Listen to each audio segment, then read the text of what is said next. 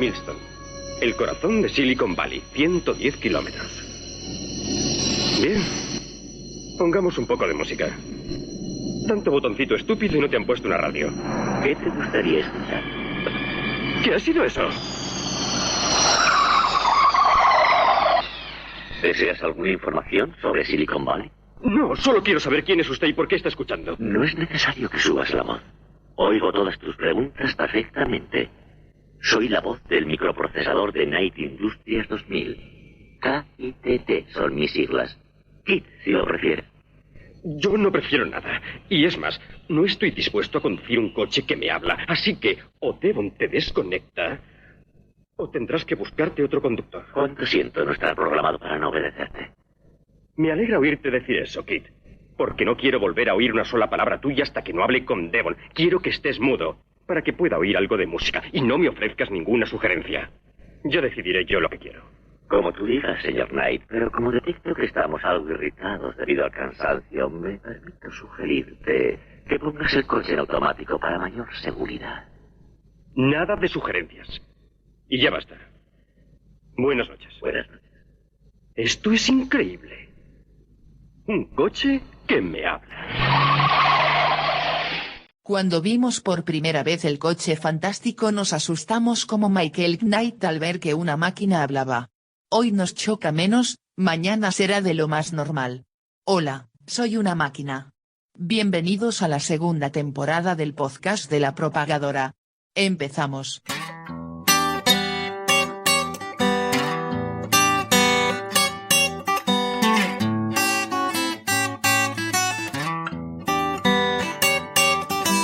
Wanda presenta La Propagadora, en el medio del mensaje. Bienvenidos a La Propagadora, una consultora de comunicación que también se escucha. Un saludo de Chema Valenzuela. Comenzamos nuestra segunda temporada con el mismo ánimo que la anterior, el de aprender escuchando a los que más saben sobre temas que afectan al día a día de nuestro trabajo y a su futuro. Hoy hablamos de la voz, pero no de Frank Sinatra o del programa de televisión, tampoco de la radio o de los podcasts como este. Hablamos de la voz como interfaz, como modo de relacionarnos con los dispositivos electrónicos. Lo que ya habíamos visto en la ficción, desde el coche fantástico hasta Her, se va colando poco a poco en los salones de las casas, en las oficinas y en prácticamente todos los dispositivos electrónicos. Andrea Abril y David Ortiz nos ofrecen algunos datos de un cambio en nuestra relación con los chismes que nos rodean que ya se está produciendo.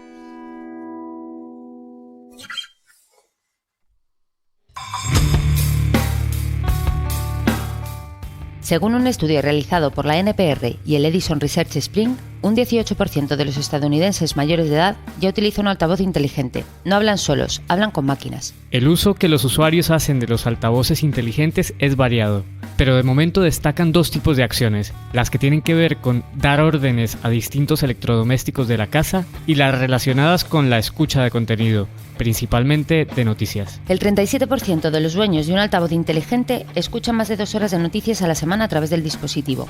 Este se ha convertido para ellos en una fuente básica de información. El 42% considera fundamental para su día a día el uso de esta nueva tecnología. Una vez probada, parece que resulta difícil volver atrás. Arranca una nueva era en la que no será difícil encontrar a humanos hablando con máquinas.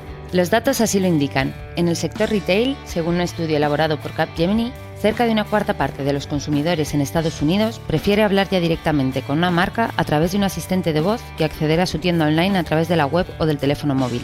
La cifra superará el 40% en 2020. Para estar a la altura de los consumidores y del uso que harán de este tipo de interfaces, las empresas deberán tener en cuenta toda la experiencia del cliente para poder estar disponibles en todo momento. El usuario será quien lleve la voz cantante y solicite todo tipo de servicios a golpe de palabras.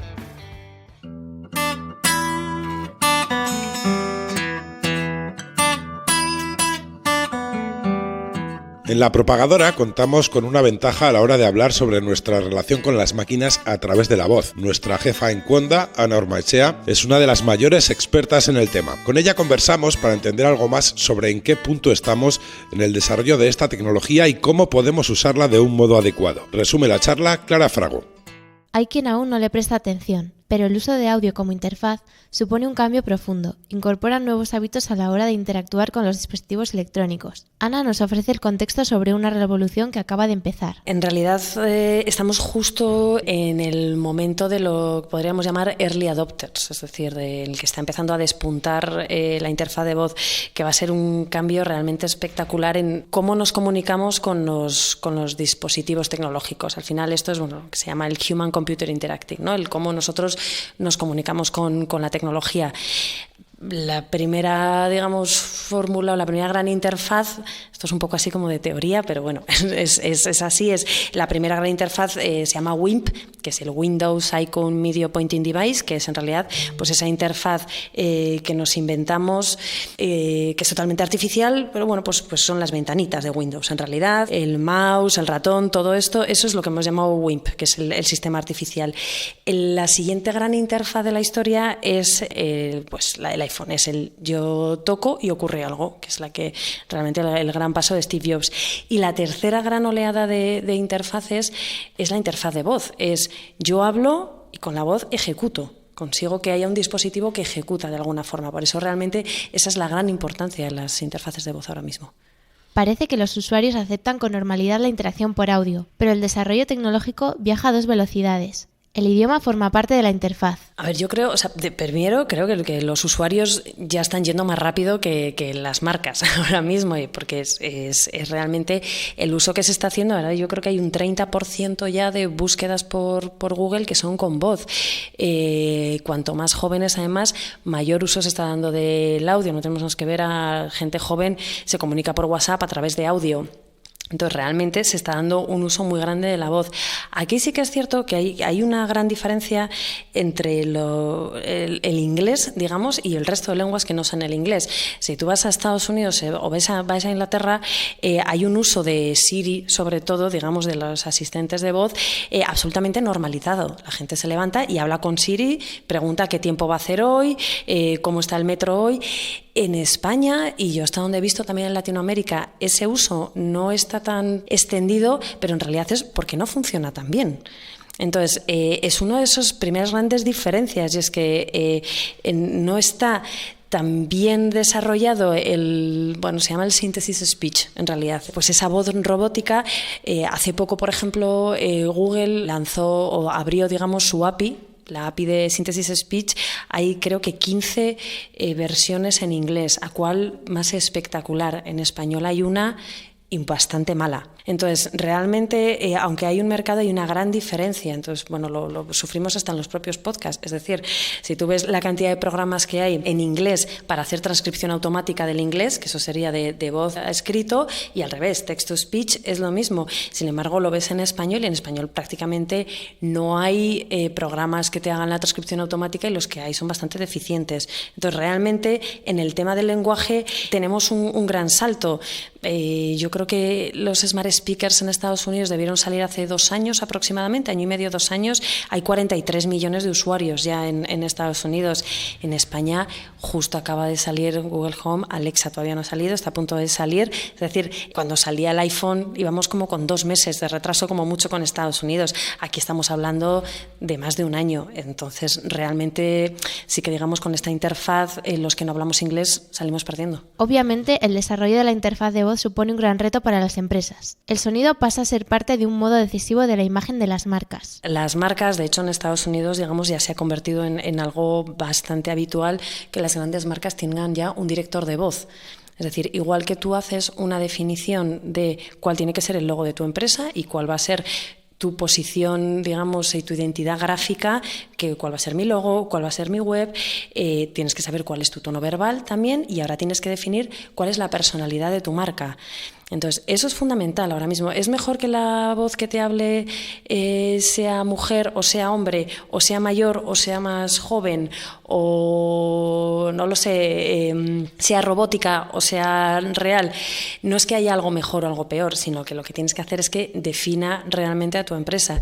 Y eso es uno de los grandes mercados que se abre ahora, digamos, para la gente que está trabajando en branding, que es el diseño de las personalidades de marca. Se iba haciendo muchos años, yo tuve la suerte de verlo cuando todavía, digamos, esta parte de las interfaces de voz se limitaba a los coches, básicamente. Entonces eran, pues el asistente de voz del coche.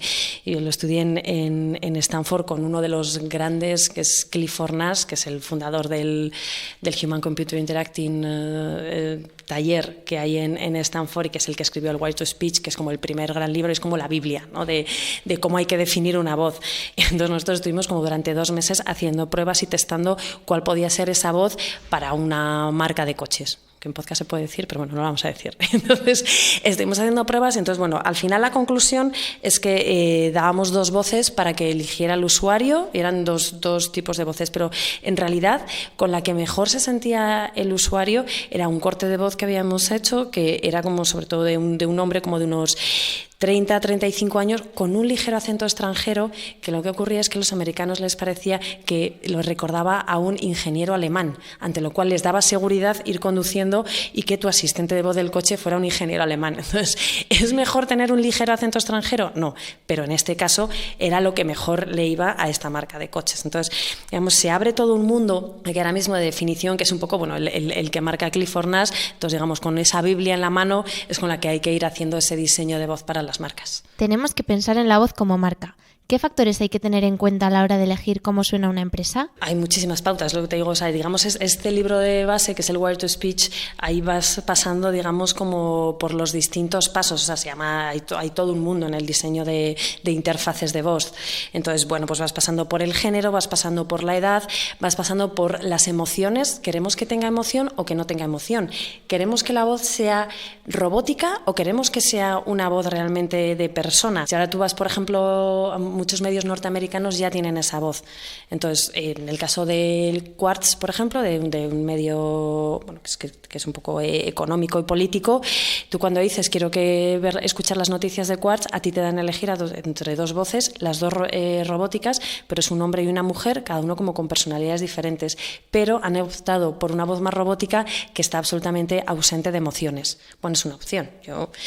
Podemos buscar el lado contrario, que el New York Times diga, no, quiero una voz que tenga una personalidad increíble y que transmita emoción. Al final son decisiones que, bueno, pues igual que se decide un logo, hay que decidir esa personalidad auditiva. En las nuevas interfaces de voz, la información no ocupa espacio, pero sí tiempo. Posicionarse en ellas supone un nuevo reto para las marcas. ¿Qué tiene que hacer una empresa para integrarse de modo útil en nuestros altavoces inteligentes? Pues aunque parezca complicado, la realidad es que ya se están posicionando. Ahora mismo ha salido hace muy poquito un informe de Capgemini que dice que hay un 50% de las compras que se están haciendo a través de instrucciones de voz. Es decir, al final es porque la gente, claro, considera que es muchísimo más fácil dar todos sus datos hablando que estar tecleando. Ya tecleando, ya al final eso va a ser legacy, ya también escribir. Entonces, es una primera parte que en realidad ese uso de voz se está haciendo solamente con los propios dispositivos, con un smartphone o con un ordenador. El siguiente paso son los smart speakers, pero van a ser las televisiones, va a ser la domótica. Hay una cosita aquí también que es un paréntesis pequeño. Tal y como funcionan los smart speakers, lo que tienen son skills. Es decir, si yo soy en New York Times, por ejemplo, quiero que estén mis informativos a disposición de la gente en Alexa o en Google Home, hay una skill, que es una aplicación que yo como usuario me tengo que descargar en mi Smart Speaker. Entonces yo cuando diga, Alexa, quiero un flash brief del New York Times, ahí el New York Times me va a hablar, y me va a hablar con la voz que ha definido el New York Times. ¿Vale? Ahí es cuando entra realmente esa definición de voz. Y lo que va a afectar muchísimo es al retail, a las compras. Ya, o sea, existe ya el concepto de voice commerce y, bueno, de hecho, en este mismo informe que te comento de Capgemini, dice que en 2023 el 47% de las compras se van a realizar ya a través de voice commerce, porque es mucho más sencillo. O sea, ya nos hemos saltado hasta el teclear. Entonces, bueno, lo que hacen es además recordarte cuál ha sido tu última compra, recordarte lo que más te ha gustado, y entonces lo único que haces es lo ves en un smartphone o lo ves en un ordenador, y luego directamente, tal cual vas andando por la casa, se lo encargas a tu smart speaker. Entonces, lo que hay que hacer es todo el diseño en realidad del Customer Journey, es desde el previo, la compra, el seguimiento posterior, que yo entre en casa y le pregunte, Alexa, ¿cómo va el pedido que hice de Zara ayer? te diga, pues mira, ya ha salido, claro, es decir, es el acompañamiento a través de todo el Customer Journey. Entonces, bueno, eso es un cambio que para el usuario es muy sencillo y para las marcas va a ser realmente un campo que se abre que es muy, muy positivo. ¡Wilson! ¡Wilson! ¡Lo siento! ¡Lo siento, Wilson! ¡Wilson! ¡Lo siento! ¡Lo siento! ¡Wilson! ¡No puedo! ¡Wilson! ¡Wilson!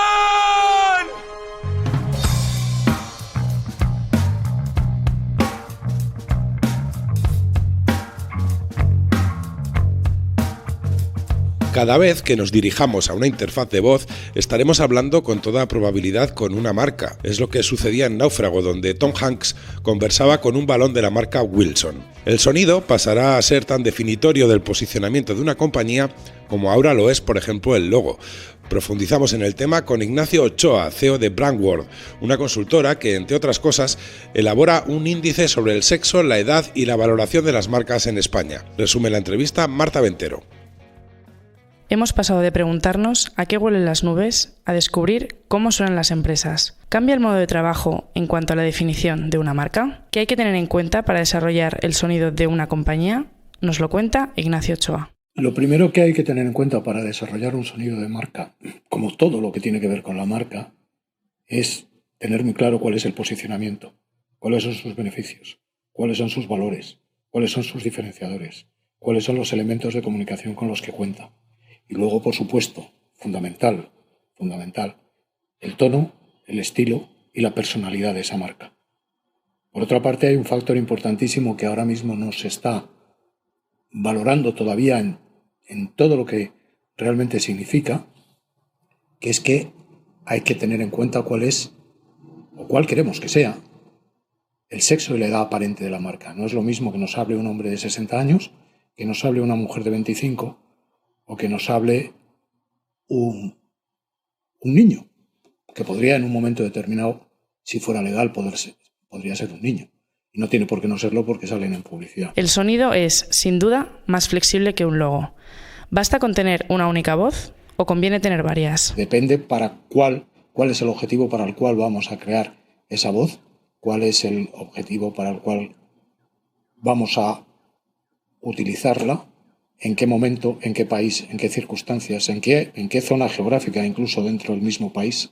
Es decir, al final no existe una respuesta, existe una respuesta en función de todo lo anterior, de cuáles las necesidades, posicionamiento y estrategia de la marca. No es lo mismo ver un cartel que conversar directamente con una compañía a través de una interfaz de voz. Si se hace bien, sí. El problema es que estamos dando unos primeros pasos todavía muy incipientes y hay que hacer mucha prueba y error. Esto no es mágico, esto no sale así porque sí y no se puede tomar en absoluto a la ligera. Lo que pasa es que evidentemente si lo hacemos bien, si lo hacemos muy bien, pues la vinculación aumenta de la misma manera que aumenta la vinculación en el momento que podemos hablar con otra persona en lugar de cartearnos por correo electrónico o incluso todavía más si la conocemos personalmente o incluso más todavía si nos relacionamos para objetivos de beneficio mutuo. Por tanto, sí, aumenta la vinculación, pero hay que hacerlo muy bien. Y en este momento creo que no se están dando todos los factores de prueba-error para hacerlo muy bien. ¿Aumenta este tipo de interacción la vinculación emocional con las marcas? Cambia positivamente si se hace muy bien. Y puede ser extremadamente frustrante y extremadamente enervante e incluso puede revolver al usuario en contra de la marca si esto no se hace bien. Por tanto, lo que yo recomiendo es que antes de tomar una decisión como esta, se estudie, se analice, se pruebe, se compruebe y se revuelva a comprobar hasta qué punto estamos haciendo las cosas bien. La mujer con la que salgo, Samantha, es un sistema operativo. ¿Estás saliendo con uno ese y qué tal? A lo largo de este podcast hemos empleado ya 2 referencias clásicas a la hora de hablar de la interacción por voz: El coche fantástico y Her, la película en la que Joaquín Phoenix mantiene una relación amorosa con Samantha, un sistema operativo. Mientras preparábamos el programa nos topamos con un reportaje publicado en bbva.com que combinaba las mismas referencias. En él, Jesús Martín y Marian Moldovan, del equipo de BBVA Next Technologies, destacaban 10 virtudes de Samantha que les gustaría llevar a la realidad.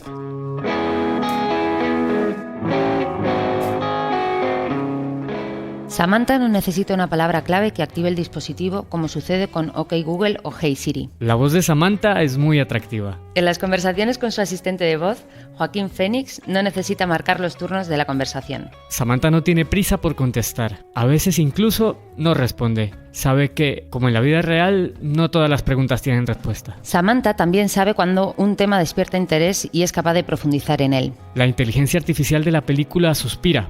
Emite sonidos humanos. Samantha sabe si se está produciendo una conversación a varias bandas y reconoce cuando se dirigen a ella. Además, identifica los sentimientos del interlocutor. Actúa en consecuencia. Las conversaciones con ella se basan en el conocimiento compartido con el interlocutor, algo que utiliza constantemente. Por si fuera poco, Samantha, siendo puro software, es capaz de enlazar distintos temas de conversación. Para profundizar en el tema y conocer algo más de su trabajo, contactamos con Jesús y Marian, expertos del equipo de BBVA Next Technologies en el tema que nos ocupa, y les planteamos varias preguntas. ¿Cuándo se harán realidad las virtudes de Samantha? ¿Lo conseguiremos con todas o solo con algunas? Pues buena pregunta. Si no perdemos el interés en la tecnología, probablemente de aquí a 10 años veamos algún tipo de sistema similar, suficientemente inteligente como para parecerse un poco a Samantha. Además, pensamos que nos va a costar mucho romper ese valle inquietante que se llama, en el cual aceptemos que en nuestra vida que podamos interactuar con un software que imita el comportamiento de un ser humano. Sin embargo, muchas de las cosas que planteamos las podríamos tener ya. Algunas cosas dependen puramente del diseño. Cosas como la manera en la que iniciamos una conversación con un asistente, los turnos que ahora mismo estamos utilizando para hablar con ellos, replicar sonidos humanos, suspiros y demás reglas de conversaciones que entre humanos tenemos asumidos. Luego, por otro lado, tenemos retos como el de detectar el interés por un tema de análisis de sentimiento, que durante estos últimos años la industria ha trabajado sobre ellos. La inteligencia artificial ha permitido cierto avance, cierta calidad en esta tarea, incluso habiendo servicios comerciales que permiten hacerlo. Estos, por ejemplo, funcionan muy bien sobre textos medianos y largos y con ciertas garantías, ¿no? Tanto para saber el sentimiento, si es positivo o negativo, incluso cosas más locas como detectar el sentimiento político, si un texto es liberal o conservador. Sin embargo, si aplicamos esto a análisis de diálogos, a textos mucho más cortos, esa precisión es bastante menor. Y falta cierto trabajo para llegar a la calidad de lo que consideramos que sería aceptable para un humano. Y probablemente ahí, la solución pase por hacerlo como lo hacen los humanos, mezclando los sentidos, no solamente fijarnos en el texto, sino también en cómo lo pronuncian y a lo mejor fijándonos en la cara de la otra persona. Uno de los retos que consideramos como de los más complejos es el de gestionar una conversación con múltiples interlocutores. Ser capaces de detectar cuando le hablan al asistente, cuando deberían interrumpir y aportar algo, detectar de manera automática cuando alguien se incorpora a una conversación. ¿Realmente necesitamos que la interfaz de voz sea tan humana? ¿Tenemos de algún modo la necesidad de sentir que hablamos con algo humano? Sobre la necesidad de hablar con la tecnología de una manera tan humana, realmente nosotros no podemos dar una respuesta. Seguramente deberíamos acudir a algún antropólogo o algún sociólogo para ver hasta qué punto esa necesidad es tan real. A nosotros como tecnólogos es un reto que nos encanta. Es una especie de puzzle que nos encantaría resolver, pero que solo con el tiempo veremos si merece la pena ser resuelto. Desde un punto de vista puramente pragmático, la realidad es que no conocemos o no hemos conocido un caso de uso que requiera ese nivel de perfección, por lo que pensamos que a corto plazo no se van a dedicar recursos y que los avances que se consigan serán buscando solucionar otro tipo de problemas más cercanos. En realidad es un problema que solo necesita tiempo y dinero. El día que alguien encuentre negocio en ello, no tardaremos mucho en ver cosas increíbles. Parece que en el desarrollo de las interfaces de voz hay 2 velocidades, la del inglés y la del resto de idiomas. ¿Es esto real? ¿Cuándo podremos conversar mínimamente en español con una máquina sin errores casi constantes? Es verdad que los mayores avances ocurren primero en inglés, ¿vale? Porque es un mercado con mucha gente trabajando en ello y donde es mucho más fácil conseguir reconocimiento de inversión. Aún así, la tecnología en castellano pensamos que es suficientemente buena. En realidad, sobre los errores constantes, por lo que hemos visto, son habituales tanto en inglés como en cualquier otro idioma, no es una cosa exclusiva del castellano. En la mayoría de los casos se debe a problemas de diseño, principalmente por situaciones de la conversación que no se habían contemplado. Pero sí que es verdad que parece que nos libera mucho pensar en que la tecnología, y especialmente la tecnología en castellano, es la culpable. Como ejemplo, el mejor asistente que existe en la actualidad, que es en inglés, se llama Mitsuku, y para el que básicamente se han dedicado un montón de años de desarrollo, que es bastante manual, en el que lo que más hacen es contemplar los diferentes casos de conversación que se pueden dar y preparar respuestas para ellos. Si alguien dedicase el mismo tiempo a un asistente en castellano, el resultado sería igual de bueno. ¿Cómo veis esta tecnología dentro de 5 años? ¿En qué estáis trabajando? Pensamos que cada vez será más habitual ver a gente interactuando por voz de aquí a 5 años. Y aunque no sean conversaciones perfectas como tal, como podemos ver en la película, pensamos que serán lo suficientemente avanzadas como para que aporten valor al usuario, ¿vale? También el hecho de tener un altavoz inteligente en casa será algo muy habitual y empezaremos a usar las apps a través de ese canal. Cosas como pedir un taxi, preguntar por una receta de cocina o realizar una transferencia bancaria, ¿vale? Pensamos que va a ser algo muy normal, ¿vale? Algo que ya esté naturalizado. Por otro lado, tareas como la síntesis de voz probablemente sea el que más cambio perciba. En 5 años probablemente en esta tarea superemos las expectativas de ciencia ficción, ¿vale? Pensemos que ya la manera en la que se comuniquen con nosotros será muy natural. Y lo más probable es que el hardware sea el mismo. Y eso es bastante interesante porque gracias a eso casi todos los retos se afrontan desde el software y con un modelo de computación distribuido en la nube, en el cloud. Entonces será muy fácil desplegar actualizaciones y que cada vez suene mejor y funcionen mejor estos sistemas. En cuanto a nuestro trabajo actual, estamos viendo cómo enriquecer las conversaciones con otras fuentes de información. Actualmente estamos viendo si podemos detectar gestos como un input más y ejecutar acciones con ellos. Pensamos que en ciertas situaciones podría hacer que las interacciones fueran mucho más naturales o que se aportara información extra a lo que el usuario quiere hacer.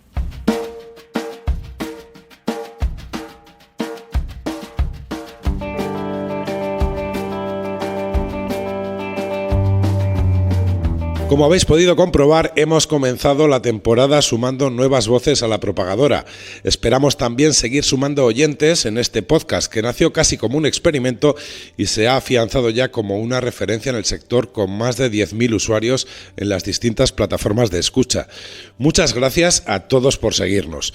Hemos arrancado este segundo curso hablando de la voz y ya estamos preparando el próximo episodio, que promete convertirse en una historia de terror. No os decimos más.